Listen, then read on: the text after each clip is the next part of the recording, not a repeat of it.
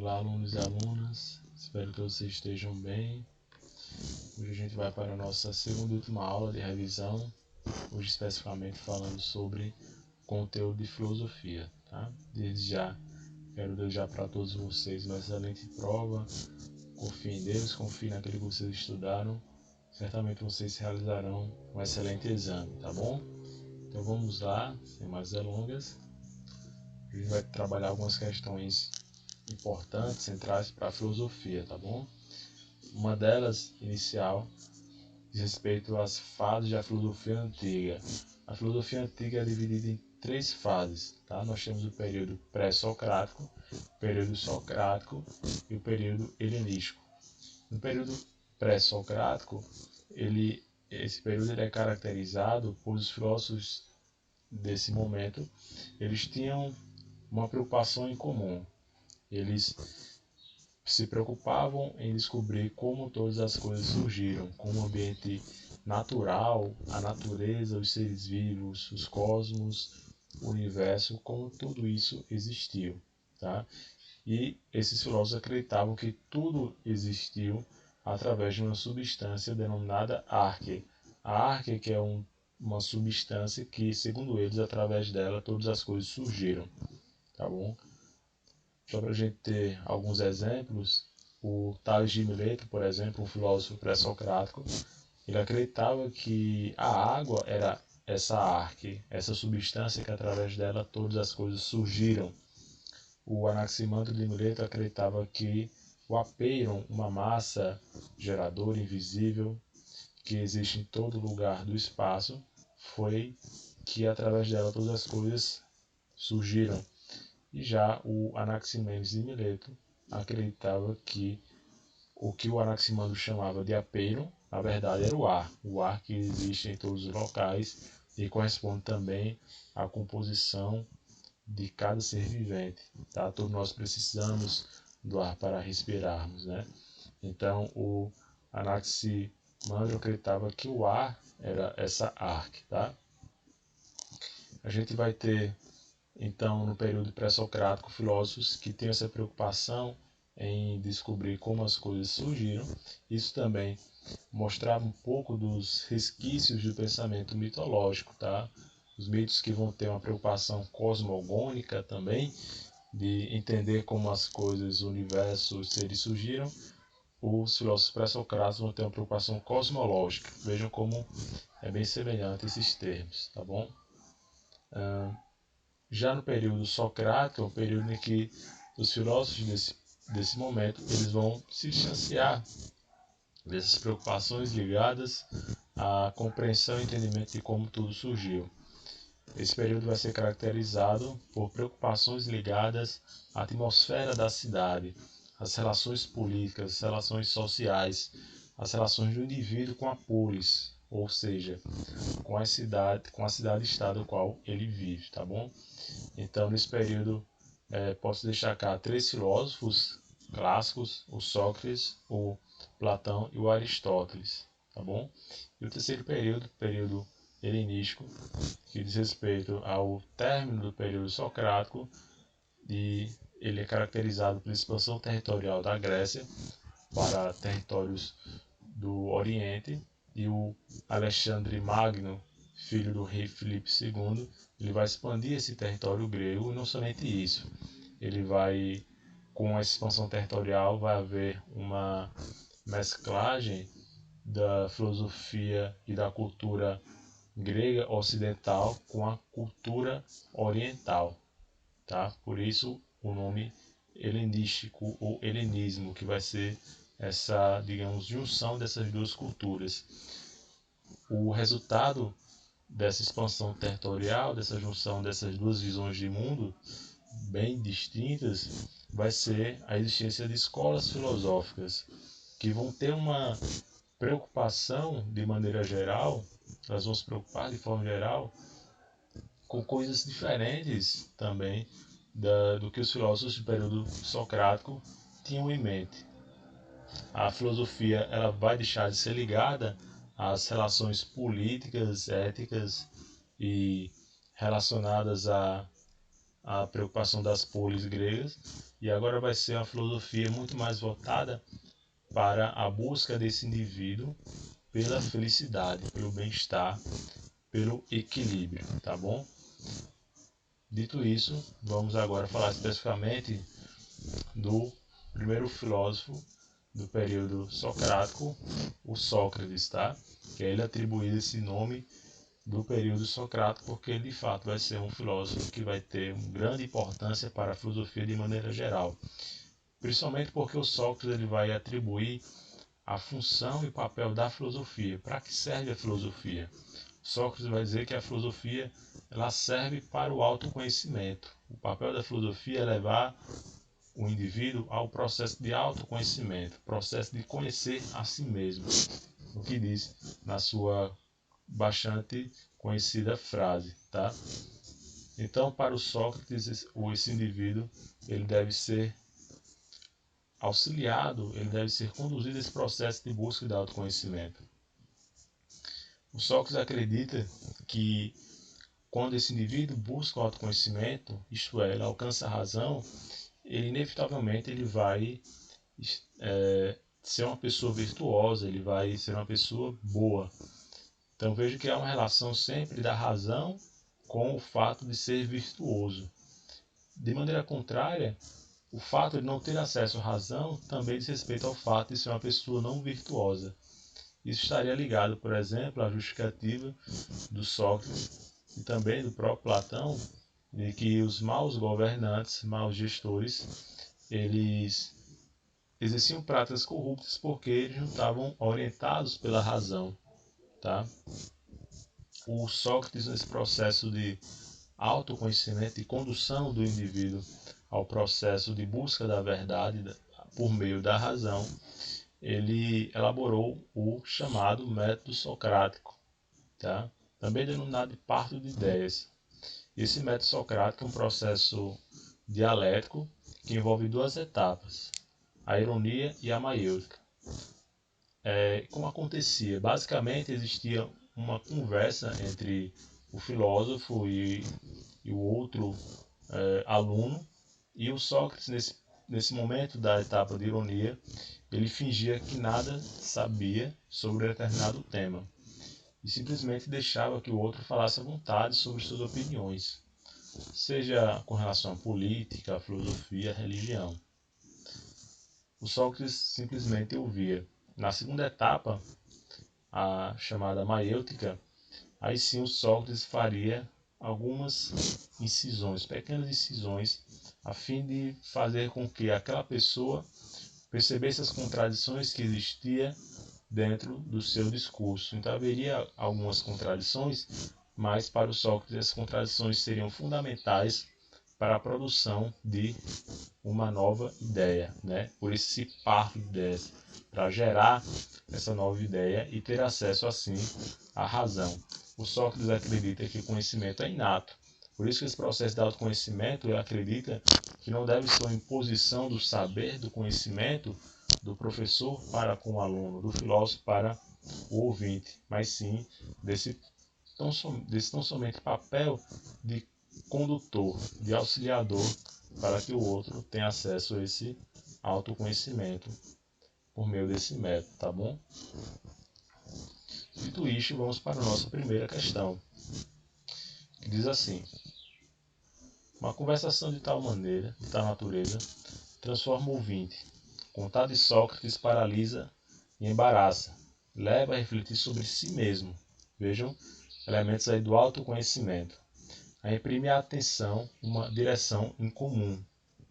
Os temperamentais como Alcibiades sabem que encontrarão junto dele todo o bem que são capazes, mas fogem porque sem essa influência poderosa que os leva a se censurarem. É sobretudo esses jovens, muito quase crianças, que ele tenta imprimir sua orientação. Então veja o que está falando do Sócrates como uma pessoa que, por meio do seu método, ele leva esse indivíduo a um processo de imersão a si mesmo, processo de condução do autoconhecimento. Tá? Então está falando aí do método socrático. O texto evidencia características do modo de vida socrático, que se baseava na A. Contemplação da tradição mítica, a gente já pode descartar. A filosofia, como toda, não tem a relação não tem relação com os elementos da mitologia, tá? Então, qualquer alternativa que apareça em qualquer questão em que faça uma relação da filosofia com a mitologia, né, observem bem, né, com raríssimas exceções dependendo do contexto, mas de maneira geral já pode descartar. B. Sustentação do método dialético, vamos deixar a letra B em suspense, tá bom? Letra C. Relativização do saber verdadeiro. Existia uma classe de professores itinerantes que defendiam essa relativização do saber verdadeiro, dos ensinamentos que deveriam ser vendidos, ensinados, simplesmente por troca de dinheiro, no intuito de convencer os outros a vencer debates. Os sofistas, né? A gente estudou sobre os sofistas que se faziam valer dos seus ensinos direcionado para os cidadãos gregos. Esses ensinos estavam relacionados à arte da retórica e da persuasão, e não tinham nenhum compromisso com a verdade, então somente com o convencimento. Tá? Então, se fosse necessário mentir para convencer o outro de que estava para vencer aquele debate, eles realizariam sem qualquer tipo de impedimento. Tá bom? Então, a letra C refere-se aos sofistas. Os Sócrates, junto com Platão e Aristóteles, vão fazer duras críticas a esses sofistas. D. Valorização da argumentação retórica. Também está falando aí dos sofistas. Os sofistas vão valorizar essa arte da persuasão, da retórica, mais uma vez, para convencer os outros, né? É um ponto importante da filosofia, obviamente, porque os sofistas, eles vão, apesar de não serem filósofos, eles que vão trazer, vão fazer com que aquele período pré-socrático ele fique um pouco de lado e haja uma preocupação naquele contexto para as relações das polis gregas, tá bom? E os sofistas, eles tinham teve esse papel de fato de importância na filosofia, apesar de não serem mais uma vez filósofos, porque eles trouxeram as preocupações para um aspecto mais antropológico, tá bom? Letra E, investigação dos fundamentos da natureza. Então vejam que a letra E já fala de investigações relacionadas à natureza. Qualquer questão que na filosofia que fale a respeito disso, vocês imediatamente já podem atribuir ao período pré-socrático, né? Os chamados também de filósofos da natureza. São os filósofos que têm a preocupação, mais uma vez, de compreender como todas as coisas surgiram. Tá? Então a letra E a gente também pode eliminar. Letra B, sustentação do método dialético. Já pode marcar, confirmar que está correta, né? O método socrático é um processo dialético, onde envolve a necessária contradição entre o filósofo, o professor e aquela pessoa a quem ele está conduzindo, auxiliando no conhecimento, para que ele perceba em si mesmo, dentro desse diálogo, dentro desse processo, as contradições que existem no seu próprio discurso, tá? Mais uma vez, não vai ser uma imposição de um saber, de um conhecimento sobre o outro, mas vai ser as incisivos questionamentos, as contradições que o outro vai perceber em seu discurso que vão ser necessárias para que possa gerar, para que possa produzir uma nova ideia, uma nova realidade, tá bom? E assim ter acesso finalmente à razão e ao autoconhecimento. Então, alternativa correta, letra B. Tá? Agora vamos falar do aluno do Sócrates, né? O Platão.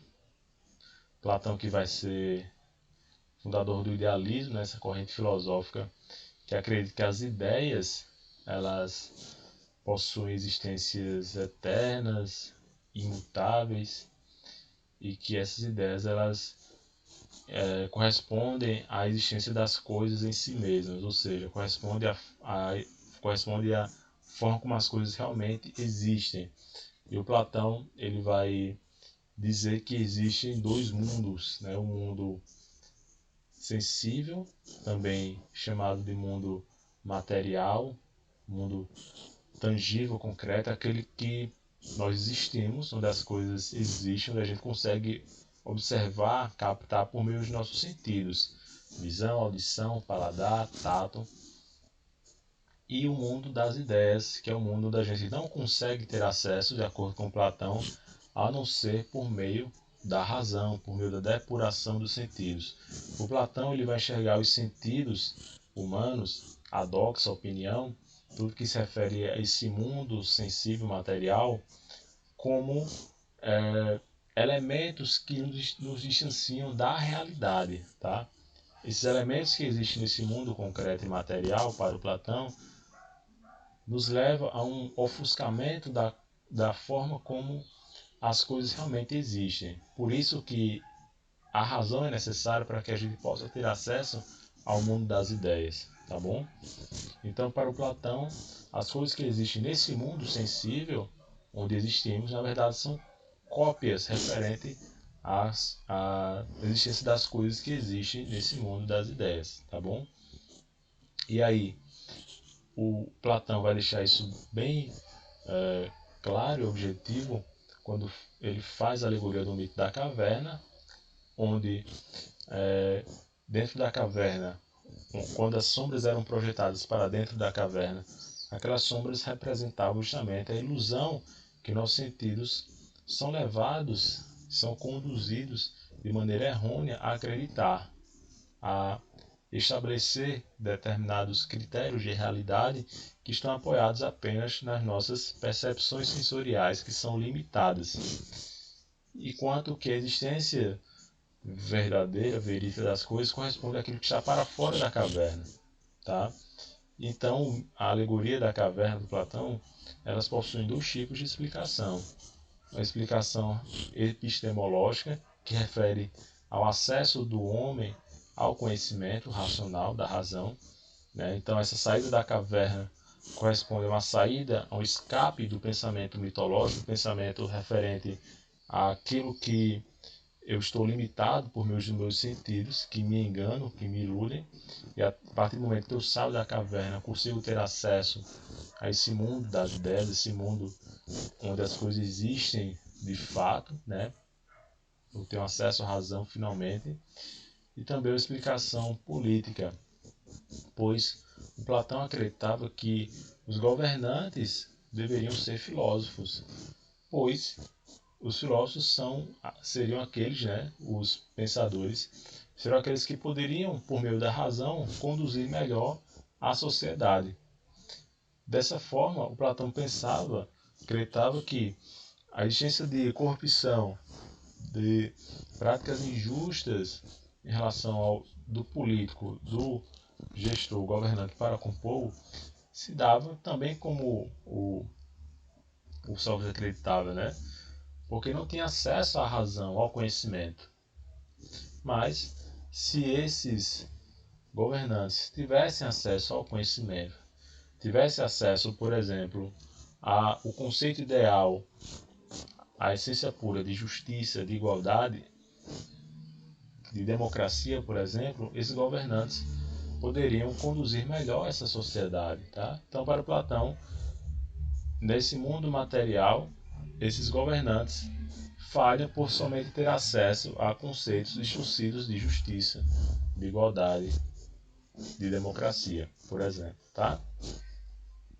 Então vamos agora responder a nossa questão sobre o Platão, do Enem 2014, que diz assim: o centro da imagem, o filósofo Platão é retratado apontando para o alto. Esse gesto significa que o conhecimento se encontra em uma instância na qual o homem descobre a letra A, suspensão do juízo como reveladora da verdade. A gente já pode descartar essa letra A, porque o Platão não fala dessa suspensão, desse juízo, né? O juízo, a doxa, vai ser um fundamento importante para a filosofia, tá? E o Platão, ele não, em seus critérios de análise, ele não corresponde esse tipo de suspensão de juízo como algo que vai conduzir à revelação o estabelecimento e alcance da verdade, tá bom? Letra B. Realidade inteligível por meio do método dialético. Vamos deixar em suspenso a letra B, tá bom? Letra C. Salvação da condição mortal pelo poder de Deus. Platão não faz nenhum tipo de relação na sua teoria, nos seus conceitos, sobre esse tipo de relação, né? A imagem não retrata nada que diz respeito a isso, tá bom? Possa ser que haja uma pegadinha, pois filósofos medievais vão fazer releituras do Platão e vão dar um entendimento mais divinizado do Platão, mas nesse quesito específico não fala sobre isso, tá? Então já pode eliminar também a letra C. A essência das coisas sensíveis no intelecto divino. Vejam só, já começou a falar sobre a essência das coisas sensíveis. Se o Platão está apontando para cima, então corresponde a dizer que ele está dizendo respeito ao mundo das ideias, pois o mundo material, o mundo dele está ali reunido com seus pares. Então, a essência das coisas sensíveis não fica no alto, né, como está dizendo nesse quesito, né? E não faz uma relação com o intelecto divino, né? Mais uma vez, Platão não está discutindo sobre essa relação com o aspecto divino do conhecimento, tá? Então a letra D a gente também já pode eliminar. Letra E, ordem intrínseca ao mundo por meio da sensibilidade. Mais uma vez, a sensibilidade, conhecimento sensível, tudo corresponde ao mundo material. Isso para o Platão não é importante, não é interessante. Isso é menos importante para ele. Pois, mais uma vez, os elementos ligados ao mundo sensível, a essência das coisas sensíveis, tudo diz respeito à limitação do ser humano, do indivíduo, ao alcance da razão. Vamos voltar então para a nossa letra B, que diz realidade inteligível por meio do método dialético. Vejam que fala de realidade inteligível. Não sei se eu tinha colocado aqui. Aqui está, tá vendo? Por isso que é interessante ter essas diferentes nomenclaturas de como Platão entende esses dois mundos, tá? O mundo sensível e o mundo das ideias. O mundo sensível, fiz questão de colocar outros nomes pelo qual é chamado. O mundo material, o mundo concreto. O mundo das ideias também é chamado de mundo inteligível, porque o mundo não se consegue tocar, não consegue ver, mas de acordo com Platão existe e é o mundo mais importante. Essa é a realidade que para Platão que determina como todas as coisas são. O mundo inteligível, mais uma vez, é o mundo das coisas que possuem existência eterna, imutável e incorruptíveis. E não são transitórias, tá bom? Então, a letra B podemos marcar, porque diz respeito, sim, a essa realidade inteligível por meio do método dialético, tá? Esse método dialético diz respeito a justamente a contradição. Como vocês ouvirem falar na contradição, vocês já saibam que diz respeito à dialética, tá? O Platão, que recebeu seus ensinos do Sócrates, acredita justamente de que o conhecimento deve levar e conduzir esse indivíduo para a razão. E todo conhecimento, para o Sócrates, para o Platão, envolve um processo dialético, de ruptura, de contradição, de oposição de ideias, né? A oposição entre o mundo material em relação ao mundo inteligível, ao mundo das ideias. Beleza? Agora vamos retomar o Aristóteles. É o Aristóteles que vai ser aluno do Platão. Ele vai ser um pensador muito importante, porque ele vai sistematizar todo o conhecimento filosófico obtido até então. Vai ser responsável pela classificação da ciência moderna também, nas diferentes áreas, ciências como a gente compreende hoje, né, até mesmo na prova do Enem, ciências da natureza, humanas. Então ele vai fazer essa sistematização do saber pelas áreas do conhecimento, tá bom? Como o Platão ele entende dois conceitos importantíssimos para a filosofia desse período socrático, como ele compreende a virtude e a ética.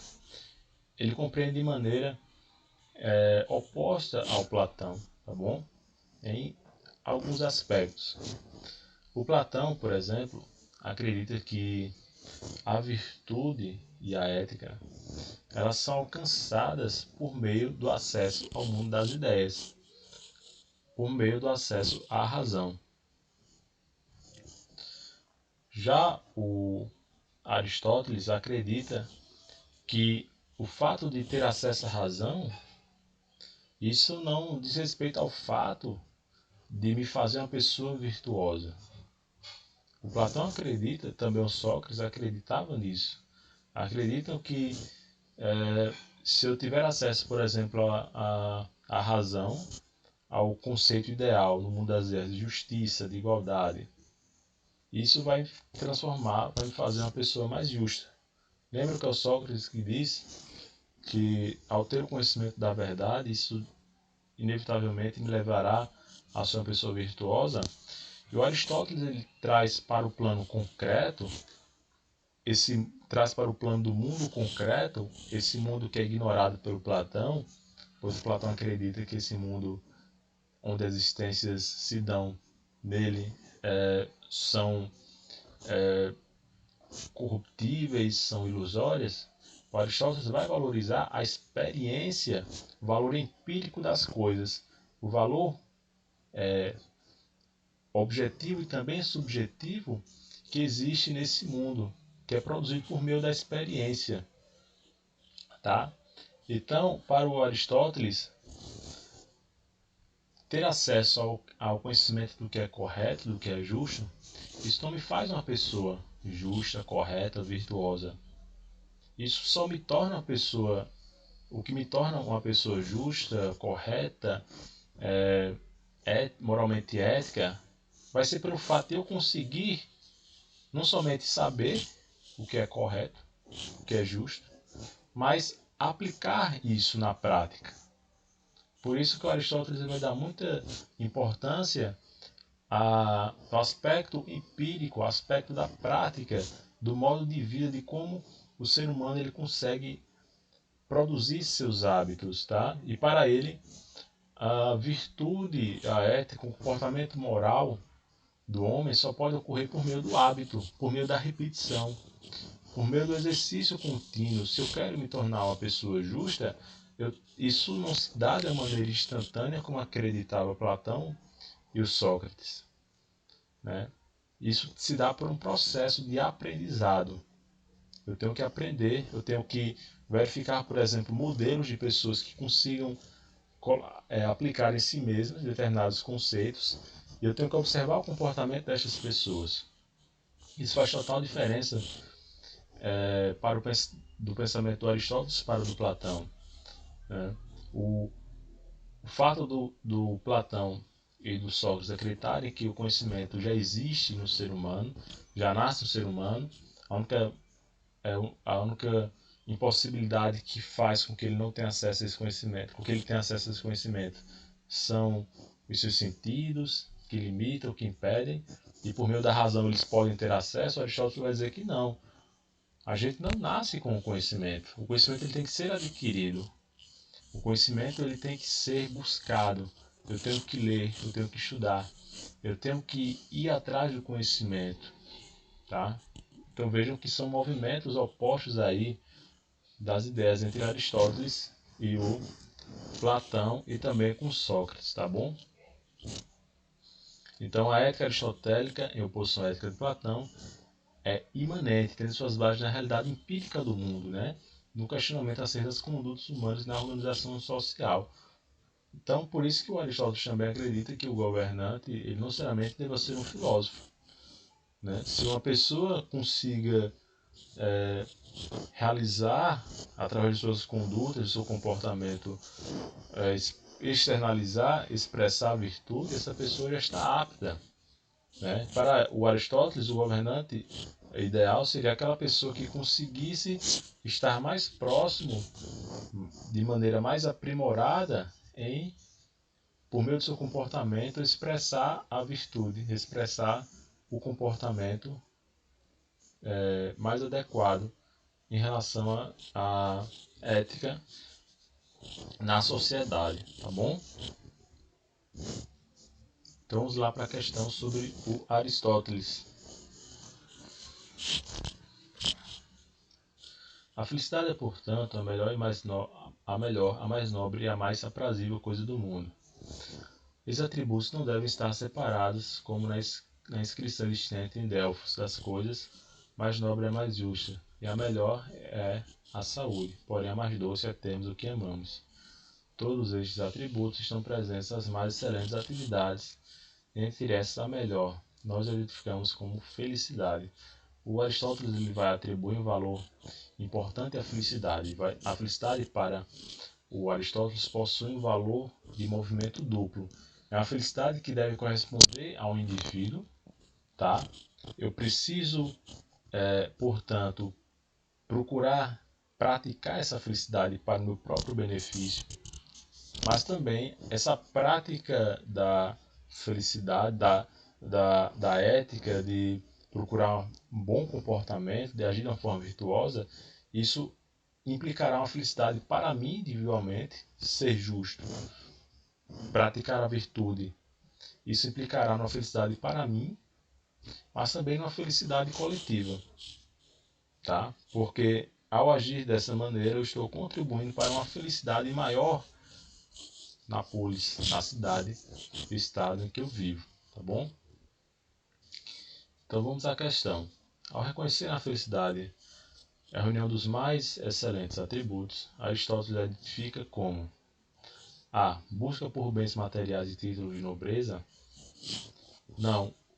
Qualquer filósofo socrático, eles vão repudiar a excelência, a relação, na verdade, da busca da felicidade com bens materiais. O Aristóteles, principalmente. O Aristóteles vai ser incisivo, né, assim como Sócrates, em que os bens materiais distanciam o indivíduo da felicidade, tá? Somente atrapalham. Plenitude espiritual e ascese pessoal também descartamos, porque a preocupação do Aristóteles está ligada, mais uma vez, ao comportamento ético, moral, ligado à relação desse indivíduo com a cidade, com os demais membros dessa coletividade. O Aristóteles não está ligado, preocupado, né, com essa relação espiritual. Letra C. Finalidade das ações e condutas humanas. A gente vai deixar em suspensa a letra C por enquanto, tá? Letra D. Conhecimento de verdades imutáveis e perfeitas. E aí a gente mais uma vez relembra do Platão e vê que é o Platão que acredita na existência de conhecimento de verdades imutáveis e perfeitas. O Aristóteles não acredita nisso, tá? O Aristóteles acredita que tudo só pode ser obtido por meio da prática. Letra D é errada. Letra E. Expressão do sucesso individual e reconhecimento público. O Platão, na verdade, ele vai tirar esse tipo de reconhecimento público como algo a ser objetivado pelo indivíduo, porque ele pensa na felicidade, mais uma vez, que é coletiva. Então não há que ter como objetivo de vida desse indivíduo um reconhecimento público, tá? Esse indivíduo deve tão somente buscar essa felicidade que, consequentemente, uma vez que ele busque a felicidade individual, ela será coletiva e vice-versa, tá bom? Mas para ele sempre tem que haver um equilíbrio dessa felicidade individual com essa felicidade coletiva. Então a letra E também está errada. A gente deixou em suspensa a letra C, que diz finalidade das ações e condutas humanas. Aqui nesta alternativa está falando de hábito, prática.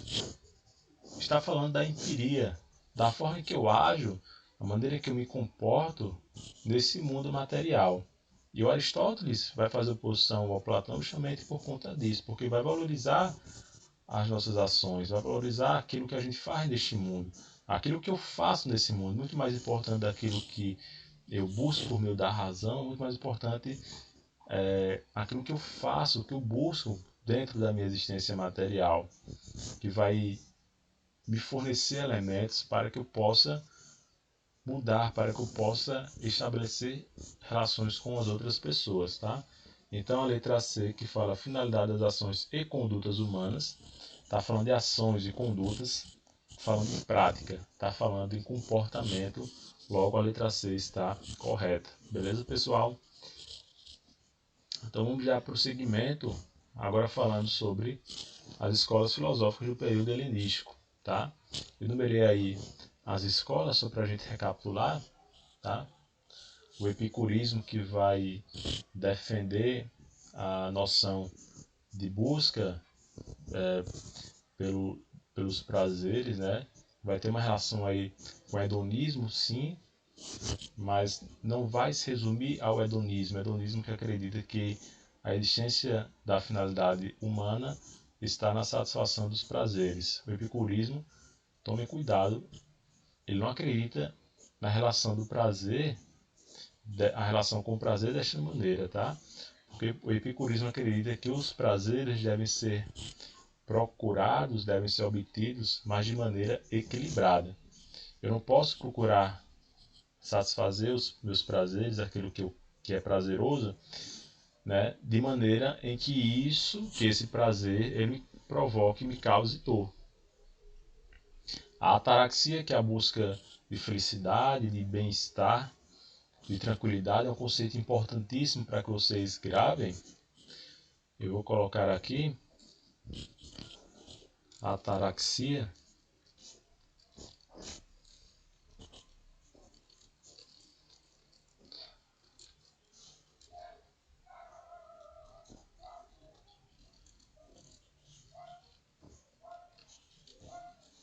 A busca de equilíbrio, bem-estar, né?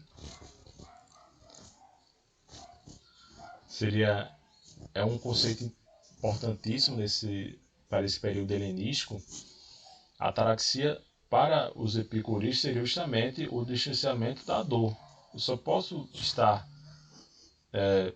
bem equilibrado, eu só posso alcançar essa felicidade se houver ausência de dor. Então essa busca pelos prazeres, pelo prazer de maneira geral, que se dá entre os epicuristas, se dá de maneira moderada, de maneira equilibrada, tá?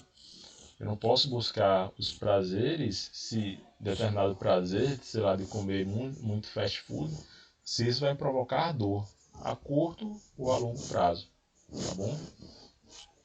Os estoicos, tá? Os estoicos, como eles resolvem pensar, como essa escola filosófica entende essa relação com a felicidade. A felicidade se é correspondida, ela é alcançada, melhor dizendo, pela aceitação. A aceitação de todos os eventos que existem, que ocorrem na minha vida. Os estoicos acreditam que se eu quero ter acesso a essa ataraxia, isto é, ao bem-estar, à felicidade, ao equilíbrio, eu tenho que simplesmente aceitar todas as coisas que me acontecem, tá? Porque os estoicos acreditam que existe uma inteligência divina, que existe um plano divino em que comanda e que conduz toda a nossa realidade, toda a dimensão da nossa existência. E por Deus saber do que é melhor para cada um, para cada um de nós, por compreender muito mais aquilo que a gente consegue compreender, o papel do ser humano é tão somente aceitar. Por dois motivos. Um, porque humanamente não conseguiria reverter a vontade divina, e porque dois, o processo de tentar reverter a vontade e conduzir a nossa vontade sobre a vontade divina, sobre a vontade dos acontecimentos que existem, causaria tão somente frustração e dor, uma vez que eu não conseguiria reverter os acontecimentos. Então, a aceitação para os estoicos é a melhor maneira de se lidar com qualquer situação de tragédia, de frustração, de acidentes e tudo aquilo que pudesse acontecer e me provocasse dor, eu teria que aceitar. Esse processo de aceitação a longo prazo me traria um processo de felicidade, de ataraxia, tá bom? De bem-estar. Chegaria a um ponto em que eu me tornaria uma pessoa resiliente, uma palavrinha até um pouco da moda hoje, me tornaria uma pessoa em que eu não me preocupasse com aquilo que estivesse ao meu redor. Terceira escola, o cinismo, né? Os cínicos. Vai ser uma escola bem interessante, né? Eles vão ter esse nome de cínicos, que vai ser traduzido aí para cães, porque esses pensadores dessa escola, eles vão elaborar uma crítica ferrenha aos filósofos socráticos, né? Entre eles Platão e Aristóteles, porque eles vão dizer que os filósofos gregos eles não colocam em prática aquilo que eles apregoam. Eles falam de ética, falam de virtude, mas não conseguem colocar isso na prática. E aí eles vão criticar todos os tipos de convenções sociais, todos os tipos de regras, de etiquetas, seja de lavar as mãos ao comer, regras sociais de convivência, porque eles acreditam que tudo isso é apenas uma mera convenção. Tá? Isso restringe o indivíduo da sua liberdade e distancia esse indivíduo da sua natureza. Por isso que eles vão procurar viver de maneira mais simples, de maneira mais natural possível. Tá?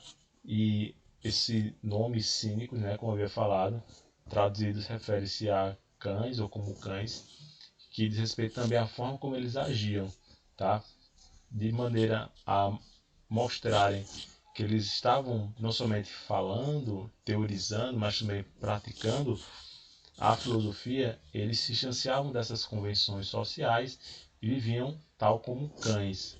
Não conservavam muito bem a higiene, eles não tinham tantas regras de etiqueta assim, comiam com as mãos e procuravam não se misturar com as outras pessoas dentro dessas regras, tá? Então, os cínicos eles vão ter esse estilo de pensamento e acreditavam assim que poderiam alcançar a felicidade desta forma. Os céticos, né, da escola do ceticismo, né, fundada pelo Pirro de Elis, acredita que não existe qualquer verdade universal, qualquer verdade absoluta, tá?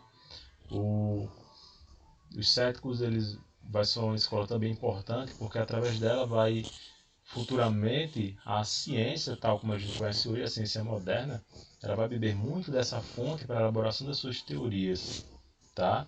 De uma teoria bem relativizada, de acreditar que não existe uma verdade universal, de que não existe verdades objetivas, mas sim verdades que são particulares, entendimentos de mundos que são individuais, tá bom? Então, os céticos vão ter esse tipo de perspectiva, tá? Então, vamos para a nossa questão.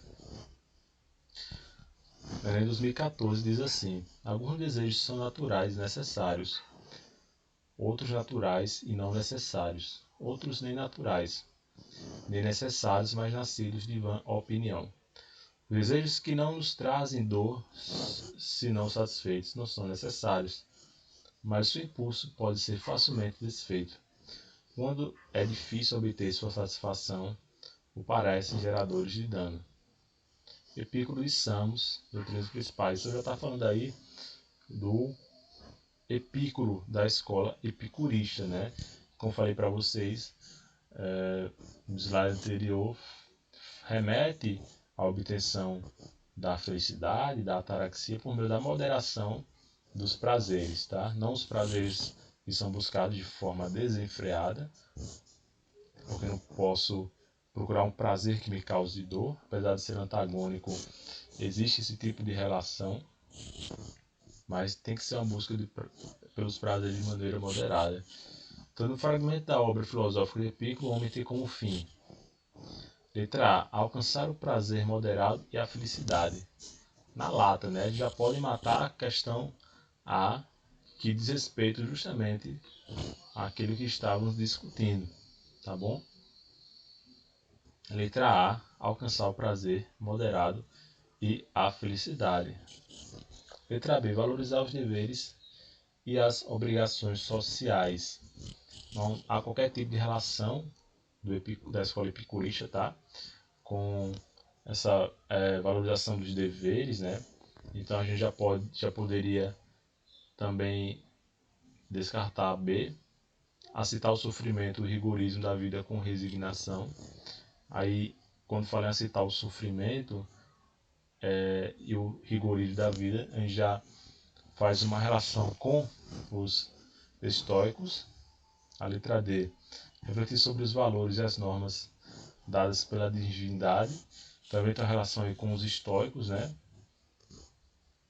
E a letra E, defender a indiferença e a impossibilidade de se atingir o saber. Aqui faz referência a os céticos, tá? O ceticismo. Então, letra A, marquem aí e vamos para o próximo tópico.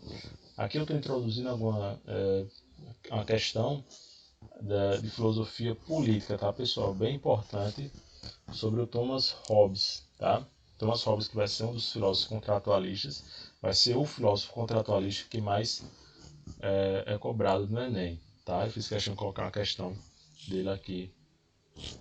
Já estamos finalizando, tá? Então, sobre o Thomas Hobbes, né?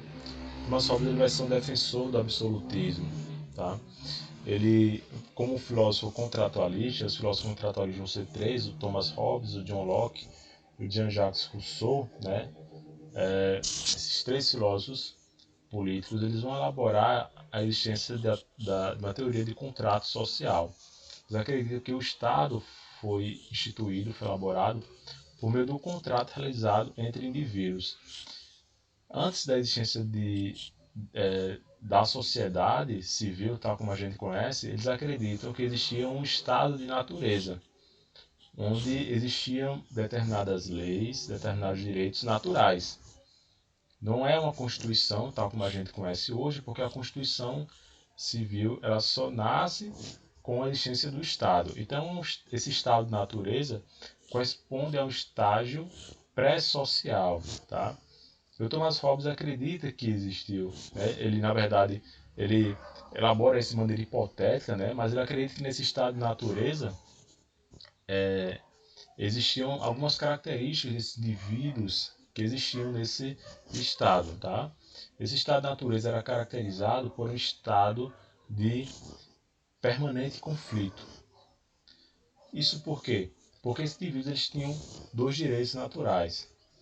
O direito à vida, que é o mais importante, né? O indivíduo ele tinha direito de preservar, de viver a sua vida, e o direito à liberdade. Essa liberdade ela poderia ser utilizada da maneira que fosse conveniente, para qualquer tipo de coisa.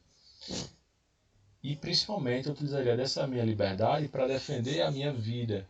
A vida, que é o valor primordial, seria defendido pelo uso da liberdade. E como eu utilizaria essa liberdade para defender a minha vida?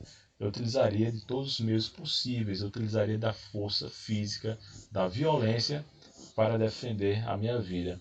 Então, o estado de natureza de Hobbes é descrito como um estado de natureza onde há uma guerra de todos contra todos. O Hobbes vai dizer que o homem é o lobo do homem, porque nesse estado de natureza os homens eles estão em constante conflito, em constante desconfiança daquilo que o outro pode fazer. Tá? Então, diante desse estado caótico, o Hobbes vai dizer que esses indivíduos vão ser levados a realizar um contrato por medo de perder a sua vida, que é o bem maior. Tá? Eles se sentiam cada vez mais ameaçados uns pelos outros por conta desse uso da violência que qualquer indivíduo poderia realizar. E aí o Thomas Hobbes vai dizer que esse contrato social vai ser realizado pelo medo do medo da morte, e esse contrato social vai ser feito para a instituição de um Estado, o chamado Leviatã. Né? O Hobbes vai escrever justamente essa teoria na sua obra O Leviatã, tá? Aquele monstro marinho descrito na Bíblia, que representa o poder soberano do Estado, absolutista, monárquico. Então, o Thomas Hobbes vai dizer que para garantir a vida, que é o valor primordial, esses indivíduos tiveram que se desfazer da sua liberdade. E é assim que o contrato social, o pacto social vai se dar. Eles vão abdicar da sua liberdade e a possibilidade de se utilizar da sua força física, vão abdicá-la para o Estado. O Estado, essa instituição centrada, universal, absoluta, agora vai ter o papel de proteger esses indivíduos. Para o Hobbes, para esses indivíduos realizar esse contrato social, esse pacto, porque era a única forma deles se manterem vivos. Os indivíduos não vão poder mais utilizar da liberdade para preservar a sua vida. Agora o Estado que vai cumprir esse papel por meio da polícia, do exército, né? E hoje a gente vê bem que nenhum indivíduo pode agredir, fazer qualquer outra coisa, fazer justiça com as próprias mãos, né? Mas isso no estado de natureza era completamente possível. Hoje a gente não pode porque sabe que o Estado, somente ele tem o direito ao uso da violência de maneira legítima, o uso da força física de maneira legítima. Tá? A polícia, o exército, que tem o poder de andarem armados, né, de portarem armas, exemplifica muito bem isso. Tá? Então, uma vez isto tendo acontecido, os homens agora têm a sua vida preservada, mas também perderam a sua liberdade. Tá? E essa liberdade, dentro de um Estado absolutista, o Estado qual o Hobbes estava descrevendo, dentro da monarquia, vai gerar para alguns críticos uma abdicação muito completa, muito ampla dessa liberdade. Até porque essa liberdade ela não se restringia a uma liberdade de utilizar a força física. A liberdade se refere a uma liberdade geral. Tá? Então é dessa forma que o Hobbes ele vai entender como há a transição do estágio de estado de natureza para o estágio de sociedade civil ou de uma sociedade com Estado. Tá? Então, dito isto, vamos para a nossa questão. Enem 2015 caiu sobre o Hobbes, né? Diz assim: a natureza fez os homens tão iguais quanto as faculdades do corpo e do espírito, que, embora por vezes se encontre um homem manifestamente mais forte de corpo e espírito, mais vivo do que outro, mesmo assim, quando se considera tudo isto em conjunto, a diferença entre um e o outro homem não é suficientemente considerável para que um deles possa, com base nela, reclamar algum benefício a que o outro não possa igualmente aspirar. Para Hobbes, antes da constituição da sociedade civil, quando dois homens desejavam o mesmo objeto, eles está falando aí do estado de natureza, tá? Não está falando de uma sociedade civil. Então a gente sabe que existem dois momentos. No estado de natureza existem dois direitos naturais, a vida e a liberdade. A vida é o direito superior e a liberdade eu utilizaria para garantir e preservar a minha vida. Tá bom? Então, antes da constituição da sociedade civil, quando dois homens desejavam o mesmo objeto, o que será que aconteceria? Essa ficou muito fácil, né? Letra A, entrava em conflito, com certeza, né? Não havia qualquer empecilho para que esses homens entrassem em conflito. Não existia uma constituição, não existia um conjunto de regras, não existia uma elaboração de leis que impedisse que esses homens eles brigassem, lutassem até a morte por algo. Inclusive porque não havia a propriedade privada. A propriedade privada, dentro do estado de natureza de Hobbes, não existe. Tá? Então, o Hobbes vai descrever esse estado de natureza como um estado completamente caótico. Não existia posses de terra, não existia aquilo a dizer que era meu. Ele vai descrever, inclusive, que existiam raptos de esposa, de membros de uma família, furtos de animais e tudo, porque não existia esse sentimento, não existia essa reivindicação de posse, apesar de saber do sentimento, do apego, da construção da família, não existia qualquer garantia que eu pudesse ter disso não acontecer comigo, porque era um estado de guerra, de caos generalizado, tá? Então, eu utilizaria da violência, da minha liberdade, utilizaria da violência para preservar a minha vida e também os meus entes, aquilo que eu possuía, tá bom? Então a letra A entrava em conflito. Né? E a gente já pode descartar as demais, porque não faz qualquer tipo de correspondência, tá? B recorria aos clérigos, né? Não faz qualquer sentido no estado de natureza.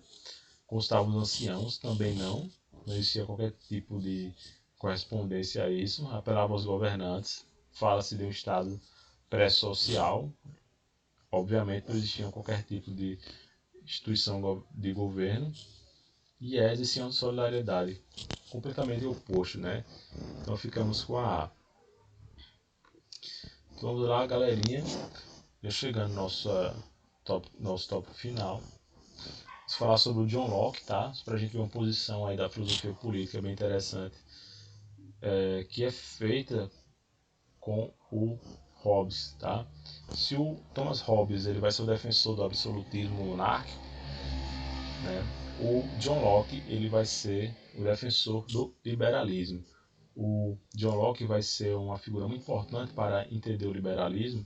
Ele vai ser o pai do liberalismo, assim considerado, tá? O liberalismo político e também econômico. Ele vai dissertar os elementos fundamentais que vão fornecer uma base para o pensamento liberal, neoliberal, político e econômico. Então, como pai do liberalismo, John Locke ele era a favor de uma intervenção mínima do Estado frente às liberdades individuais. Para ele, o Estado ele deve ter limites para não intervir tanto assim na liberdade dos indivíduos, tá? Vejam já a oposição ao Hobbes. O Hobbes acreditava no Estado absoluto, abdico toda a minha liberdade. Já o John Locke vai dizer não. O Estado ele deve intervir de maneira mínima na sociedade. O Locke vai descrever também a existência de um estado de natureza, tá? Só que nesse estado de natureza do Locke não era como o do Hobbes. Se no Hobbes existia um estado caótico de guerra de todos contra todos, no estado lockeano existia um estado de relativa paz e tranquilidade, onde esses indivíduos já desfrutavam de mais direitos naturais do que o indivíduo descrito no estado de natureza de Hobbes, tá? Além da liberdade da vida, esse indivíduo ele tinha direito à igualdade, né? À justiça e à propriedade privada. Então já existia propriedades privadas, existia aquele sentimento de pertencimento, de posse, que diz respeito à própria família, à estrutura familiar e também aos bens materiais, às terras, aos terrenos, às posses, tá bom?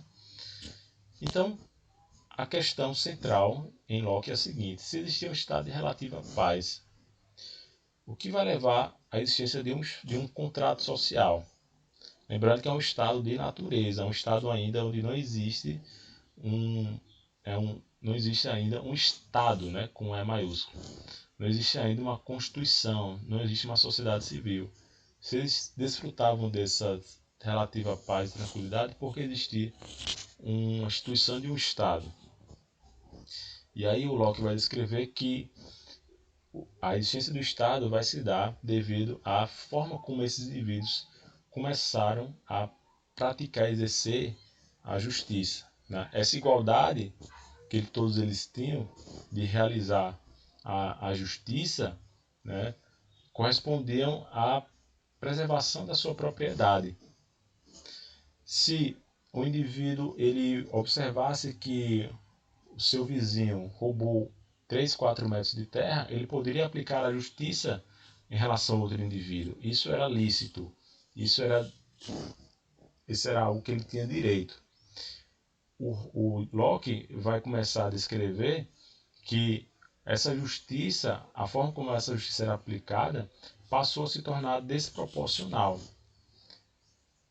E essa desproporcionalidade fazia com que houvesse uma justiça que não era equilibrada. Por exemplo, o fato de um indivíduo, por exemplo, roubar a manga de um pé do vizinho, o outro chegava e tomava 5, 6 metros de terra, ou até mesmo matava algum familiar seu. Começou a ver essas desproporções, começou a ver esse excesso de justiça, movido pela raiva, pela ira. E isso começou a transformar esse estado de relativa paz e calmaria no estado de instabilidade. E aí o John Locke vai dizer, bem, é necessário então um estado para que esses indivíduos consigam preservar os direitos naturais, a liberdade, a vida, a propriedade privada, tá?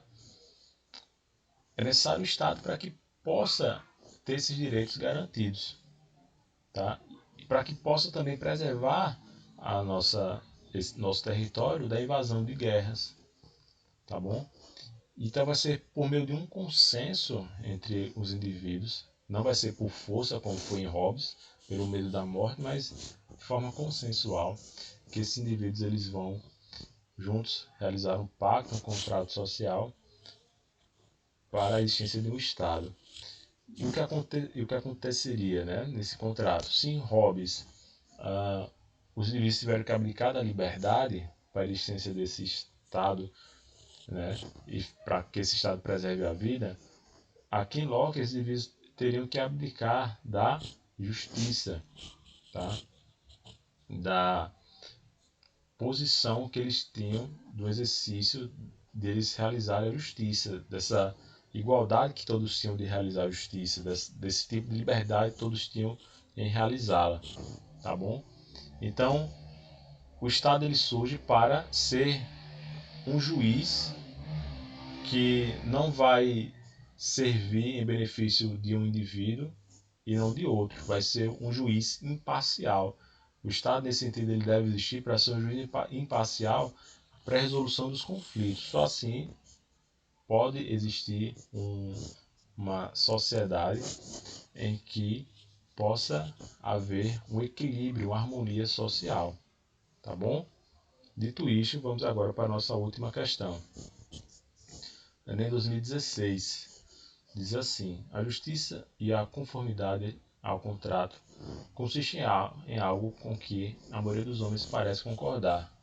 Constitui um princípio julgado, estender-se até os esconderijos dos ladrões e as confederações dos maiores vilões, até os que se afastaram a tal ponto da própria humanidade conservarem entre si a fé e as regras da justiça. De acordo com John Locke, até a mais precária coletividade depende de uma noção de justiça, pois tal noção a. Identifica indivíduos despreparados para a vida em comum. B. Contribui com a manutenção da ordem do equilíbrio social. Letra C. Estabelece um conjunto de regras para a formação da sociedade. Letra D. Determina o que é certo ou errado no contexto de interesses conflitantes. Letra E. Representa os interesses da sociedade expressos pela vontade da maioria. E aí, galerinha, vocês marcam? Letra B, né? Porque a justiça que a gente acabou de debater, de mencionar, né, promove para esse estágio onde sai o estado de natureza e vem uma sociedade civil.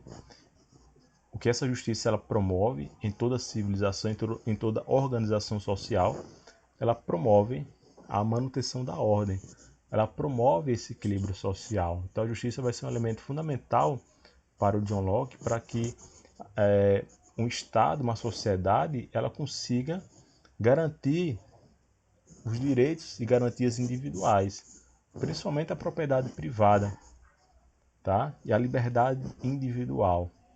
Então, recapitulando, o liberalismo, que vai ser apregoado pelo John Locke, ele acredita que a justiça ela é necessária para que haja garantia dessas liberdades, desses direitos fundamentais. Beleza, galerinha? Quero agradecer mais uma vez a vocês esta aula. Mais uma vez desejar uma excelente prova de Enem para vocês, tá bom? Fiquem todos com Deus, um grande abraço. Deus abençoe vocês, tá bom? Até mais.